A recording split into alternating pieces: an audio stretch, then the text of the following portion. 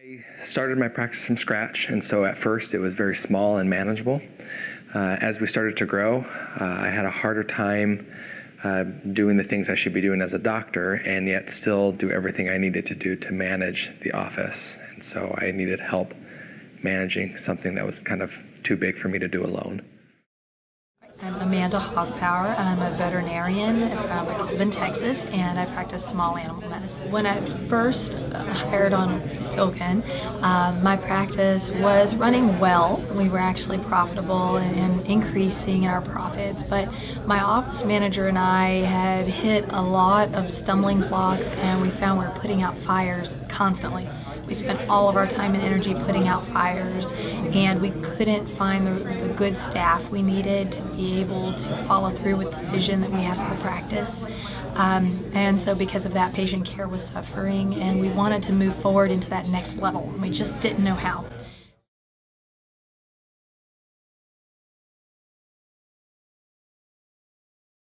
I'd like to share with you some information that is vital to your future. It can change the way you think and the way you practice. A lot of professionals today feel like their practice is limited by the economics or the area they practice in. For example, I've spoken with professionals that practice in very small cities in the Midwest, and they feel like the economics of the area is limiting their growth. People don't have the money, and there aren't that many people there in the county they're in. Professionals in Manhattan and big cities feel like they're limited by the busy lifestyle of the patient, who doesn't seem to have time to stop in at the right times. And how do they get themselves known amongst the mass of that many people? People in Florida that practice feel like the older folks that come there only in the wintertime give them a market that comes and goes, and thus makes it hard to have consistency and productivity in a practice. And the people up north, when the older folks leave the north and go south, feel the same way. Everywhere you go, you'll find unique circumstances for every professional that is out there trying to make a good living in private practice. But the real truth is, none of these economic factors are really the reason that limit a practice. None of them are anything that that professional can control.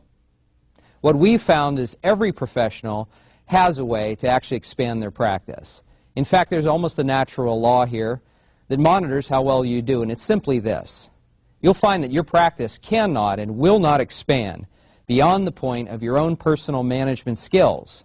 In other words, for every factor that you would find giving your practice a limitation, there is something you can do about it inside your own office.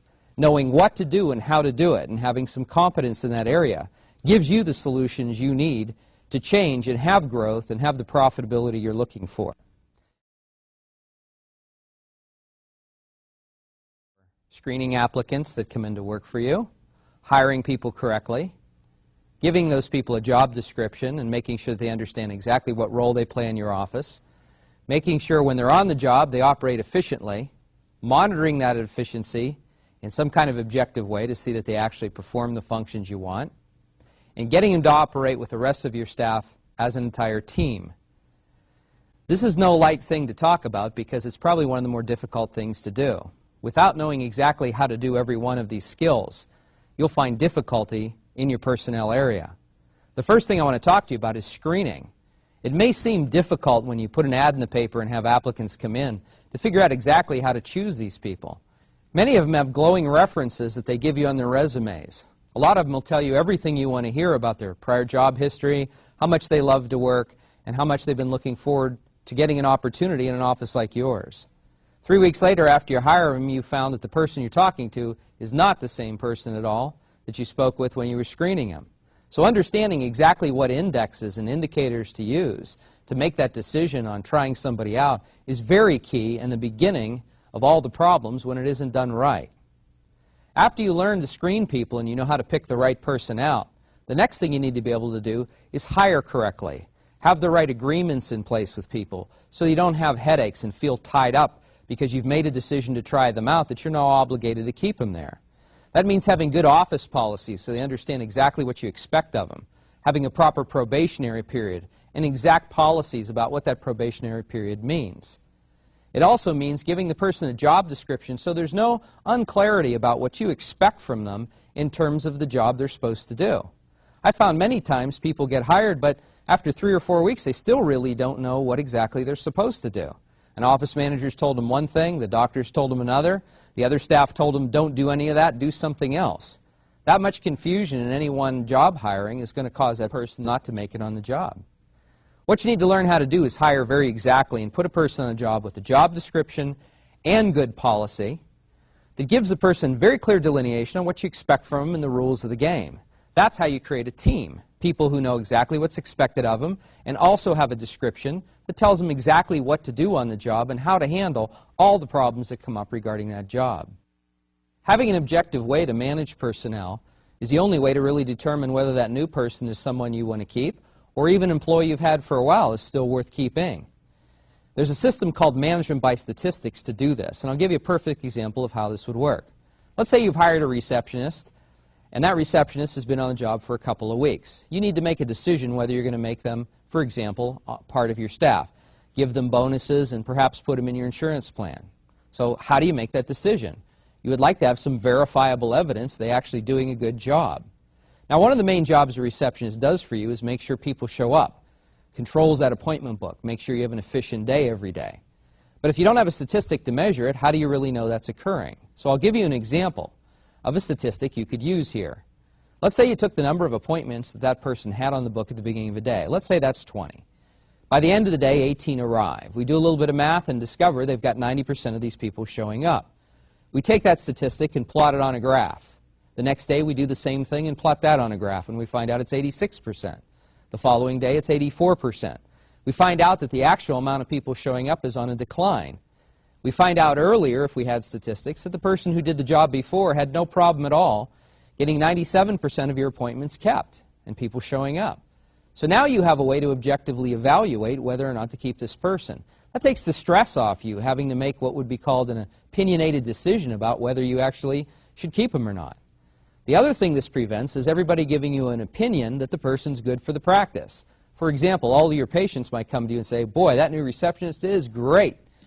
The other staff may say, she's really wonderful, we like her. You might like her personally yourself. But that doesn't necessarily make that person the one for that job. Having an objective way to monitor each and every one of your staff would help you make decisions when it comes to the point where you need to give pay raises or perhaps hire another person or give that person a position in your office of greater importance. Doesn't matter whether it's a collections person or an assistant or receptionist or any position in your organization. There's a way to know what the statistics should be, and that's something you need to be trained on how to figure out. Once that's in place, you no longer have a problem determining who to reward or who not to, how to make a decision on whether to keep somebody or not. It takes a lot of stress off of you, and it takes the opinion out of this game that can seem like a guessing game, but it really isn't. This is called management by statistics. This is another way to provide teamwork. A staff that knows they're performing to the level that you're happy with can have greater bond with you and work together as a team in a much better way. It's a lot more open system of managing than wondering whether or not your job is on the line or not, or if the doctor's happy with you, or whatever might be the case with the staff member. So we want to manage by performance, by something objective. That's important to have in your practice as well. You have to remember that creating a team involves lots of factors. It's not just any one thing. It's running your whole personnel department in a correct manner. This is not something that's new to just healthcare, by the way. It's something you'll find in many corporations and businesses that are running well. They do some of these actions. You being trained in this will allow you to have a great team, a staff you can count on. It'll get rid of the double work that goes on in a practice as well. When staff know their job, they're not running around doing things that later have to be done a second and third time or be cleaned up by another staff member who does know how to do the job right. You've probably also noticed oftentimes staff who aren't trained come to you many times with the problems they have on their own job. They're looking for you to solve it because, frankly, they just don't know how. That's an index that there's not enough description of the job and enough training being given in that office. Exam and consultation, better known as the sales area in a general business. Now, you might not think your services need to be sold, but the truth is they do. The reason that is the public doesn't walk in the door ready to go ahead and accept them. You've had patients tell you, well, I'd like to put it off. Can we do it next time? I don't have the money right now. And various other reasons they want to give you as to why they can't follow through. Most doctors I run into have the problem of being very direct with the patient. They won't just tell the patient what it is they need in a way that's certain and direct and with good explanation. They're too worried about being liked and admired by the patient. They want to please them and make them feel comfortable. Now, I'm not saying that's wrong. I'm just saying it doesn't work. What actually does work is having the ability and skill to know exactly how to handle the objections a patient gives you. For example, if a patient says to you, "Well, doc, I don't think I have the money right now," what would you do with that? Most professionals that I've ever met would simply say, "Okay." The patient would walk out to the front desk and leave the practice. If you were actually skilled and trained in the area of salesmanship, just the basics of what's required to handle an objection like that, you would handle it. And what you'd end up with is a patient who's getting the care they need. That makes a good patient out of a patient who's a marginal patient. It also makes you feel good at night because you've done for that patient what you were trained to do. Now, I'm not saying that you should pressure anybody into anything. And I'm not leading you to believe that every patient that walks into your practice will do all the treatment that you prescribe. But 80% of them will, and we know that by statistic. When we train a professional on the exact skills required to present treatment properly and with certainty, and not hem and haw or back off from a patient simply because the patient doesn't seem to be somebody that's real open toward care, that particular practitioner gets a lot more service delivered. And if you really look at it honestly, that's the key to having a great practice. It's not necessarily expanding through seeing lots more people. It's expanding your practice by doing more treatment that people actually need. And until you're trained in that area, you may find that you just have to work a lot harder instead of smarter at getting your practice to grow. We train professionals in this area so that they can work smart and actually get people cared for in a proper way. Financial division. The functions inside of that are pretty simple. Collecting of the income, the paying of the bills, and the bookkeeping involved. The product of this division is financial stability. You having a cash flow that allows you to put your attention on more important matters like building your practice and handling patients. If your financial area doesn't run right, you're going to have your attention too much riveted on the cash flow situation you currently have, and you're not going to have it on what you really need to do to make more money. This is an area that people need training in, typically in offices. I've found very few people that work in the financial area that have very exact policy on how the office should run. Now, the reason I bring up policy is because, you see, patients will tend to do whatever they've done in other offices. And if you don't set the guidelines down as to exactly how you want your money dealt with, your billings done, and so forth, then the staff has a tendency to let the patients do whatever they want to do. I'll give you a perfect example of this. You've probably seen this happen in the last month or two. A patient walks up to your front desk, says, "Gee, you know, I didn't bring any money with me today. Can I just get a bill from you guys? Can you send me a bill?" And if the staff doesn't have any policy or guidelines that say not to do that, they'll probably, in wanting to please the patient, say, "Well, yeah, I guess we can send you a bill." And out the door the patient goes. Now, where did the patient get the idea that you could send them a bill and that was okay? Well, probably from another practice they've been in or are currently in, like the medical doctor or somebody else. So you need financial guidelines called policy that tells the staff exactly how you want a matter like that taken care of. That would be the first step. The next step would be have your staff member trained well enough to be able to comfortably confront that patient and say, "Well, Mrs. Jones, listen, we don't actually bill, but we do have other forms of payment, and I'll tell you what they are." And she'll get that money collected for you. But you see, that staff member would have to be very comfortable in saying that. And that's a skill. That can be learned by the staff, but they have to be trained to do that. And when I say trained, I don't mean simply talk about it at a staff meeting. I mean somebody who sits down with them and actually has them practice all the things they need to learn how to do to confront the patients and also confront the insurance companies to get that money in the door. This is a very, very vital area of your practice. What's the use of producing a lot of services if you're not going to collect the money? Your financial stability is what will allow you to go after the next dollars you need to earn. If you're so preoccupied with paying your bills or getting behind or the debt you're servicing, you're not able to make enough to actually cover it, you're probably going to find a lot of the problems germinate from the financial area right inside your own practice. We recommend firm policy in this area, good training on the staff, and a well-run machine that has very clear guidelines on exactly what is okay and what isn't okay in the financial area. The clinical division, the one you were trained in professional school. Now, we don't get involved with that very much because you know what to do to render services. In fact, we're so confident that a professional can render a lot more services than what they currently do. We actually plot out and plan out how a professional can oftentimes double and triple their practice. And I'll give you an example of what I'm talking about. Under the current conditions and the way you operate, you may feel it's not very likely for you to really increase your production very much. But let me give you this scenario. Let's say I lined up patients outside the front door of your practice, and we found a millionaire who said, hey, every person, no matter what they need, I'll pay for it. It was simply up to you as a doctor to treat them within the 8-hour period you had with your assistants helping you and get as much done as you could. How much could you actually produce in that 8-hour period? Well, it would be a tremendous amount, and you know that. And why would that be? Because you weren't distracted or having things block the flow, like personnel problems, or problems with collecting the money, or how the bill was going to get taken care of.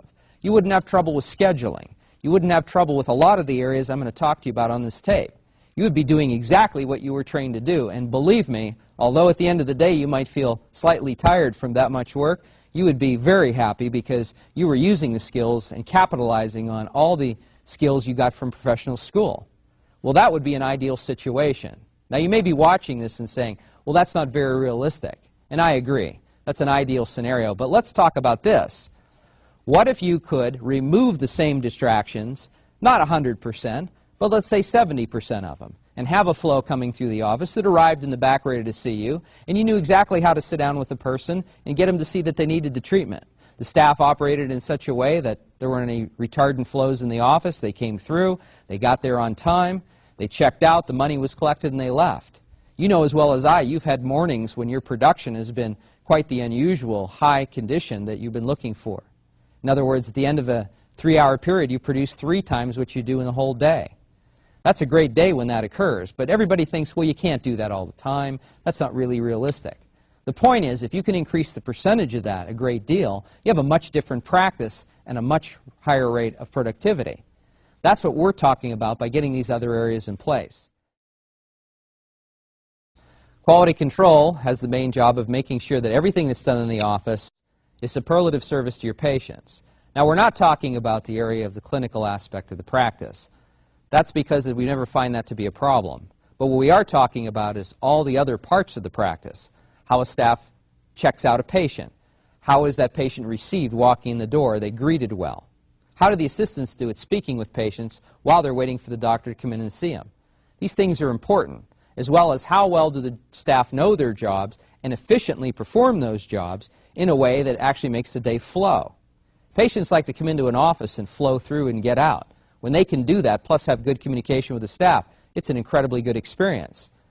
They'll refer people because they like the practice and can efficiently get in and out.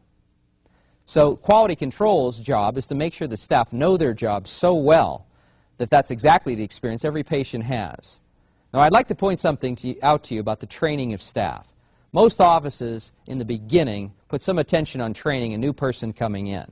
But you see, like a professional sports team, you have to constantly be working on training staff if you want a better situation. How can you get a better end result if your staff are at the same level that they were a year ago? You just can't have it happen. Professional sports teams train whether they win or lose, and the reason they do that is that's part of their quality control. They're going to make sure that they make the mistakes at practice rather than on the playing field. Training your staff on a constant basis is what keeps their morale up and also keeps them sharp, especially on those skills that maybe they're not so good at. If you leave them untrained, well, they're going to make the same mistakes over and over again, and they'll also end up bringing you problems. How many times have you had it happen where in the middle of a busy day, you've had a staff member walk to the back of the office and tell you about a problem that's going on, and it was their job to fix it?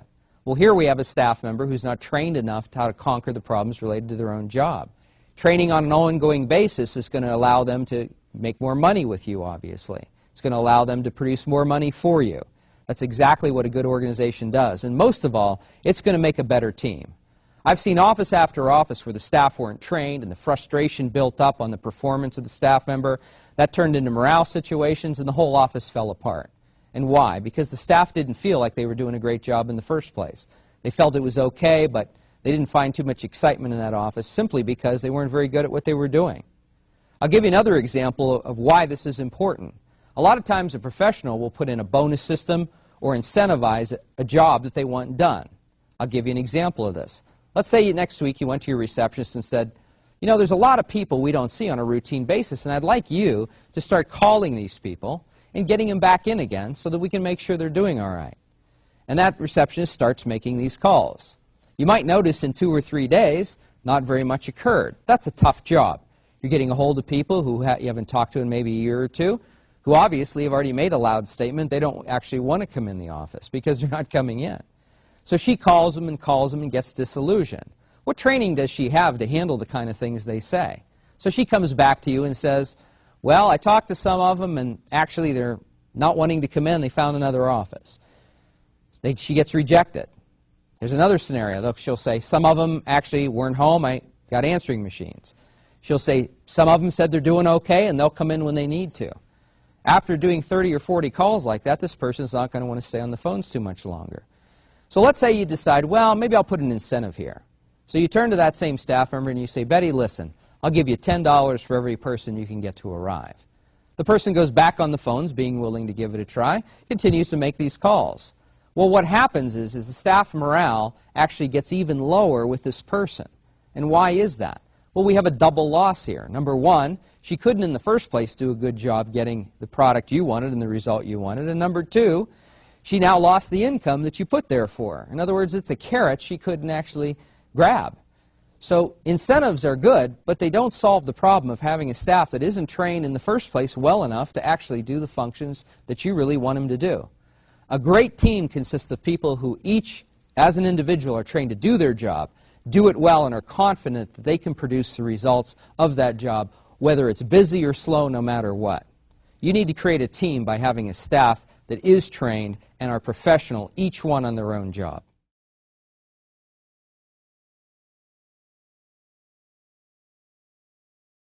Without actively getting new patients on a continuous basis, you're not going to replace the attrition that occurs each year in a practice.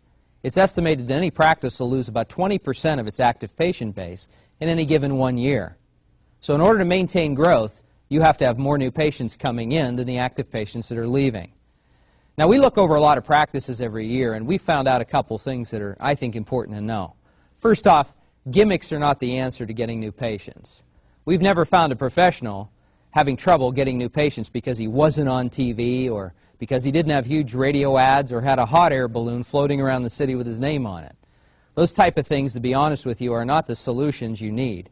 We find most practices aren't getting enough new patients because internally they're not taking the marketing actions inside that they should. Now, marketing and getting people to come into your practice is an important area to have some knowledge in, and most professionals, again, don't get any training in this in professional school. How do people and why do they stay in your practice and how do they get there is important to know. What makes a practice retain patients? Why does somebody decide that you're going to be their doctor? You have to actually come to an understanding of what causes them to first be attracted to you and to stay. In other words, we're talking about what is it does the patient want from a professional to make them elect you their doctor. In order to know that, you have to be acquainted with and know how to accurately survey. Survey is an important first step in marketing because it determines what the wants are of patients.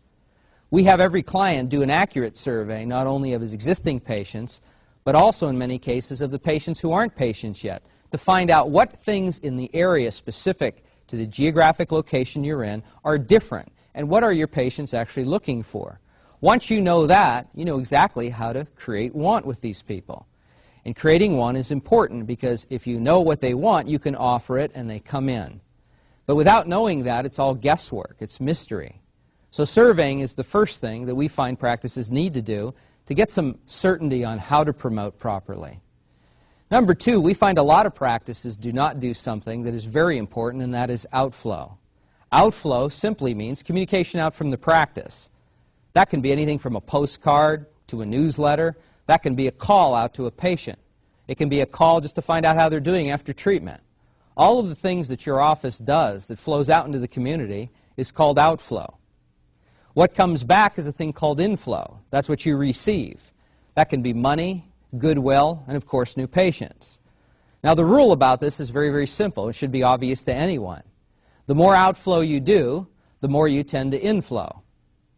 I have, for example, a professional I deal with who happens to be a doctor of chiropractic. I don't think a week goes by when I don't receive something from the office. And I'll bet you in the last year I've probably referred 15 or 20 people to that practice. And why did I do that? Well, simply because that practice did a lot of outflow. They contacted me. They let me know about new services they were offering, from nutrition to therapy.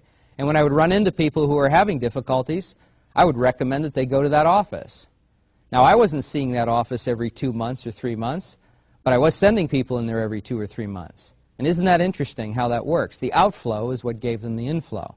We find a lot of practices, pure and simple, don't have enough outflow to produce the kind of inflow that they want to have. And I'll get into that a little bit later in this video, why that is. But it's important that you understand what are the internal measures you should take to get new patients in the practice. The best patients that you'll ever get, and you already know this, are referrals. Referrals aren't difficult to get, but there are exact ways to do it. And if you know what the key things are inside the practice to do that generate referrals, I found many practices can survive and expand just on referrals alone. Those are good quality patients. In fact, they're the best because they already know people in the practice and they trust what they've heard already about you. So having an active referral campaign and a way to actually attract people is a good thing to do. We train every office in exactly how to do that. The gimmicks are something that always seem to be the thing professionals want to try, and to be honest with you, they're just not the way to go. Good solid marketing, good solid outflow to your community, to your public, knowing exactly how to do that, and having the time to do it, which we train you in how to organize that so you actually do marketing, is key to keeping the new patients coming into your practice in enough volume to keep the growth up. Every professional out there in private practice has two distinct roles that they play. One is the doctor role. That is your duties and responsibilities toward getting treatment delivered. That's completely separate from the second role I want to bring up, which is your executive role. That's the role in running the business, making sure that it's managed correctly and making sure that it runs right. And bottom line, it's expanding and is profitable. The end result of a well-run executive division is a profitable, expanding practice that is providing for that professional a good retirement, it keeps ahead of inflation, and provides time off for that executive as well. These are clearly separate roles, and when they're mixed up or not even recognized, there's all kinds of problems generate from that. I'll give you an example of exactly what I'm talking about. Staffs need some leadership. Most professionals aren't providing the kind of leadership they're needed to get the teamwork they expect out of a staff. Bringing in new ideas, motivating that staff to want to go to continuing education and learn things that are going to make a difference in the practice. Those are leadership skills. An executive is someone who can get others to get work done. The executive is somebody who creates an environment where people want to work for them. They know how to handle employees in a positive manner that allows them to want to do the job and do it right the first time, acquire a better skill. The executive is somebody that knows how to reward the right people and how to get them motivated to perform better on a daily and weekly basis. Your executive skills are, again, not something that you're born with. You have to learn them, just like your doctor's skills. If you don't have any time and you find that your practice is giving you problems all the time, and the staff never seem to be able to do their job to the level you expect, that stems from the fact that you as an executive, or your office manager as an executive, doesn't have the right training to bring about that type of performance in the staff. Now, I can tell you what the end result of this is after interviewing professionals who have been in practice from anywhere from 14 to 20 years. They end up falling short on their retirement planning. Most professionals today, we've found, are grossly short on setting aside the type of money they need to fund the retirement plan that they're going to have at the day they retire, whenever that is. We find that the reason that is they simply don't produce enough and don't know how to. The inflation rate's eating up some of their profits on a weekly basis and yearly basis. They find out that they're not able to pay their bills in a timely manner. When the practice needs remodeled and new equipment needs purchased, they're borrowing for that.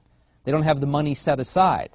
Financial planning is part of your executive hat. You should have the exact way to take the income that comes into your practice, divide it up, and know where to put it to make sure that two things occur. One, the practice has reserves and is funding everything it should for you.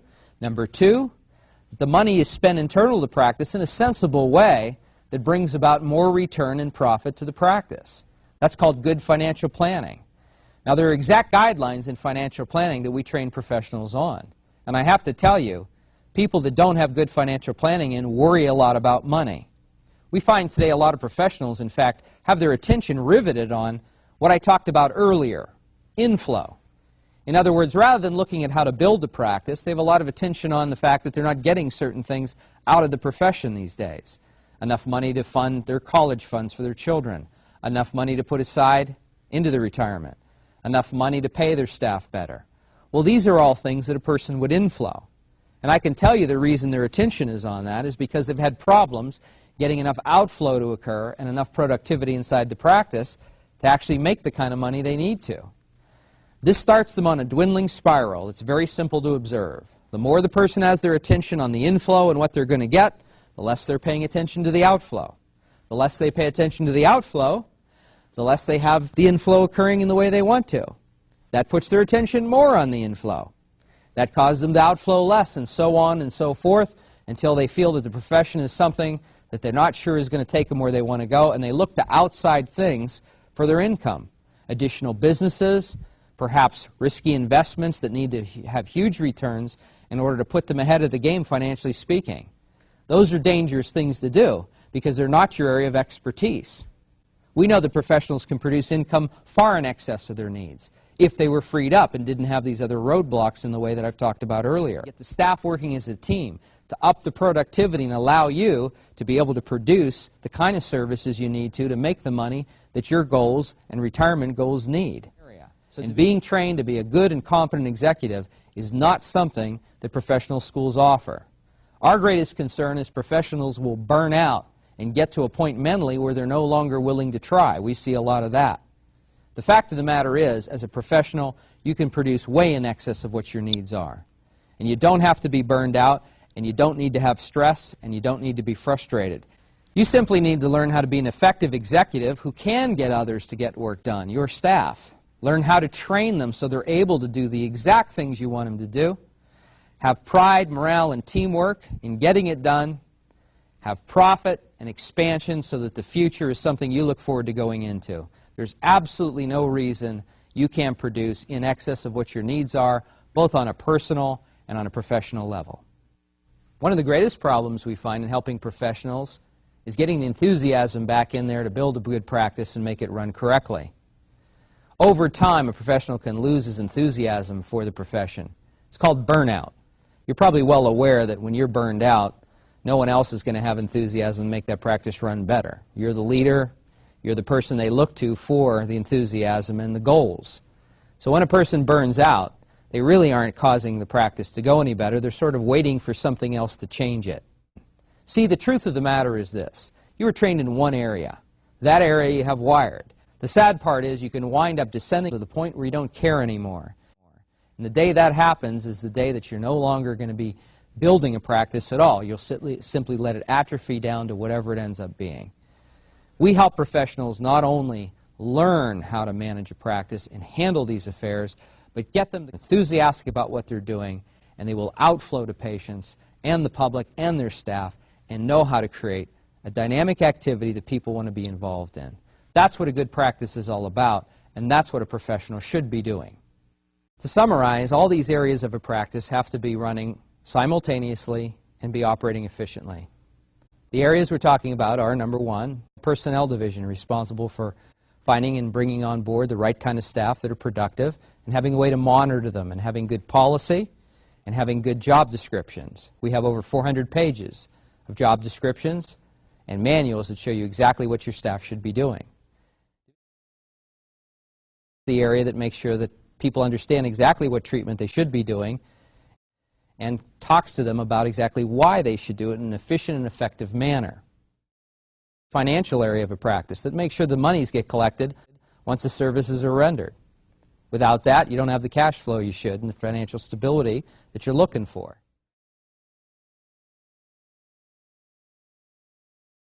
The treatment area, the one you've already trained in, as we mentioned earlier. Quality assurance. It makes sure that the staff are trained and also makes sure that the patient leaves the practice completely happy with service and willing to refer other people. Is a new patient or promotion division. It makes sure that you have enough new patients to replace any attrition that you have from your active client base. We're here to make sure that your whole practice runs right. That's done by getting you to become a competent executive. By knowing how to get others to get work done for you, you won't have to put in enormous amounts of time to build, maintain, or establish a good practice. There's no reason a professional should have to work long hours. You should be able to do it on the normal scheduled hours you want to. But you'll never be able to accomplish that if you don't know how to get others to do the tasks you want them to do. You also end up dragging the stress home, wearing all the problems that the practice delivers to you every day if you're not a competent executive. Financially, the practice will never seem to be the solution to your retirement or the funding of the accounts and college funds you want. So being a good executive is really the bottom line. Can you make your organization be what you want it to be, or is your organization going to make you become what it's allowing you to be? That choice is yours. We can train you and show you how to do it. The only guarantee, though, really of your success is your own personal competency in management. Remember this, your practice will never grow beyond the point of your own personal management skills.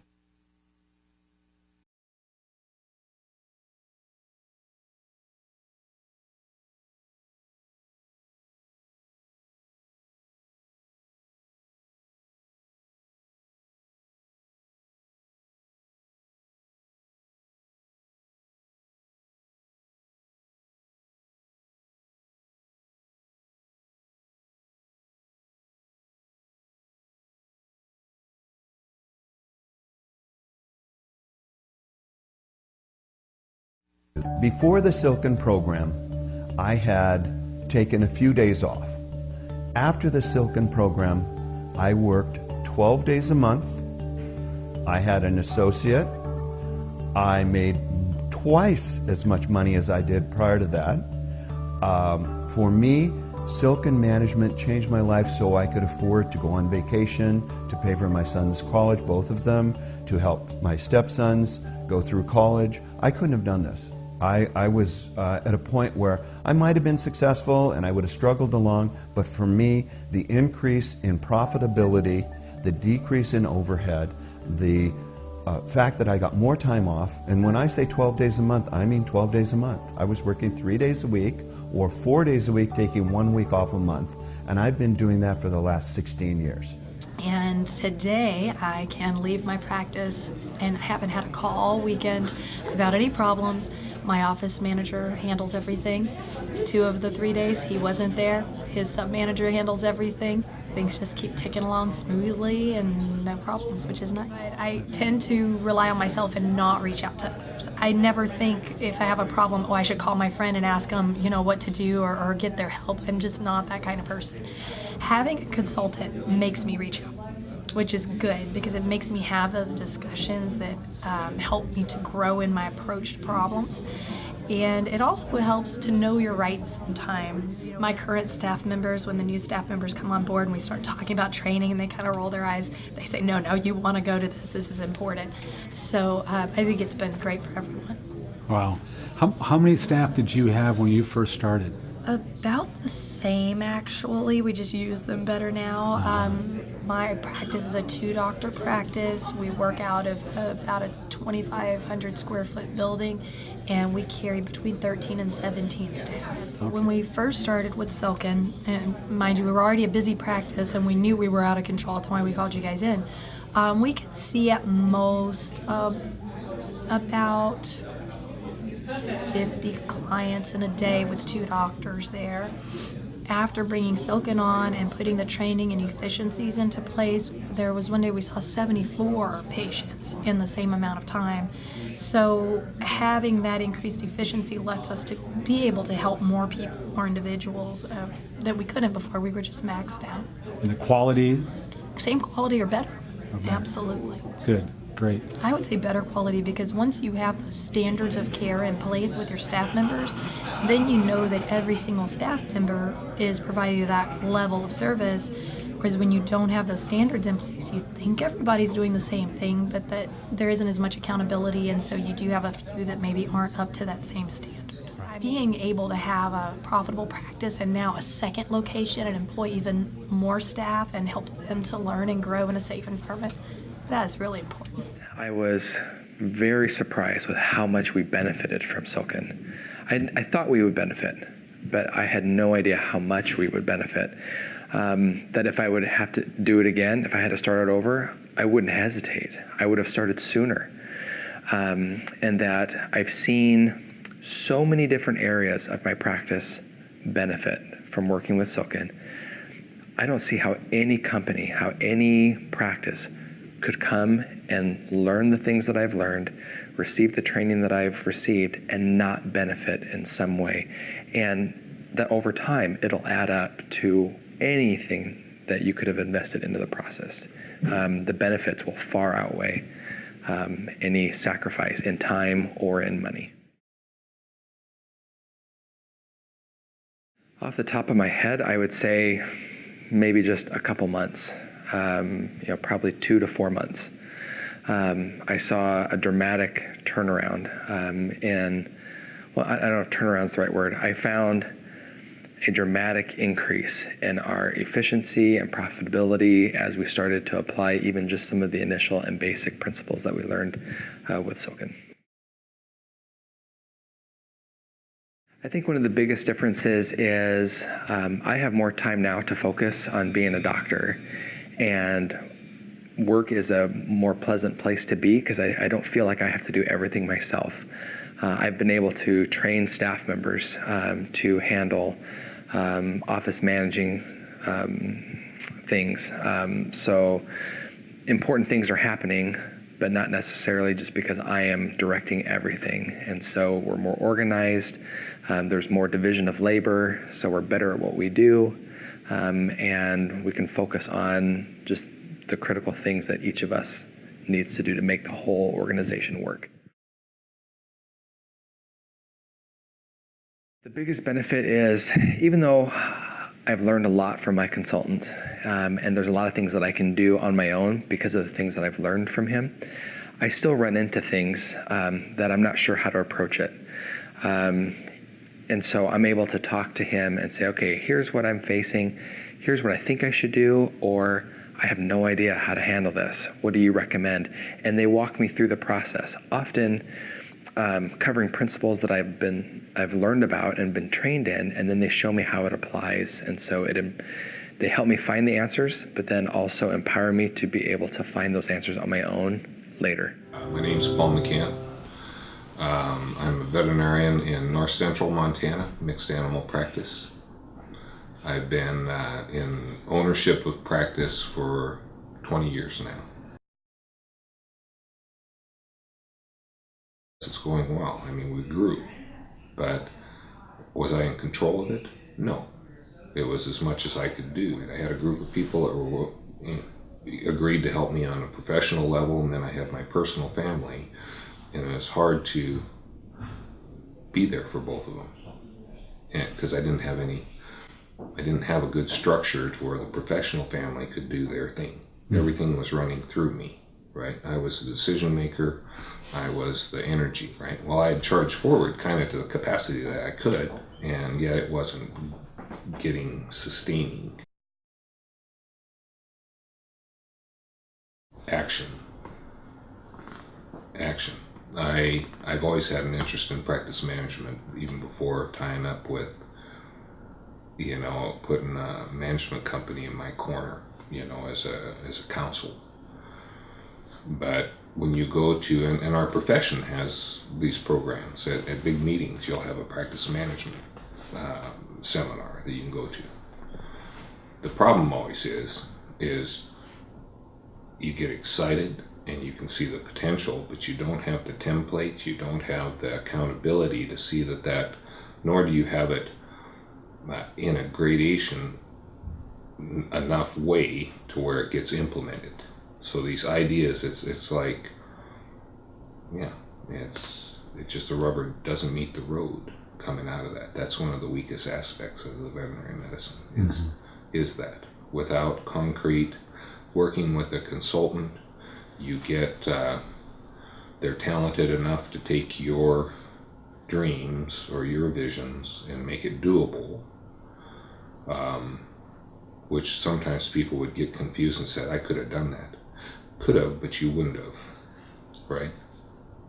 And probably couldn't have, but we won't say that because you're missing some key things. But the accountability too, when you write it, when a program is written that you basically asked for, you defined it when your visit with the consultant, and these things are important to you, these things are good things to pursue, they go on a timeline with an accountability thing, and you're going to get a telephone call.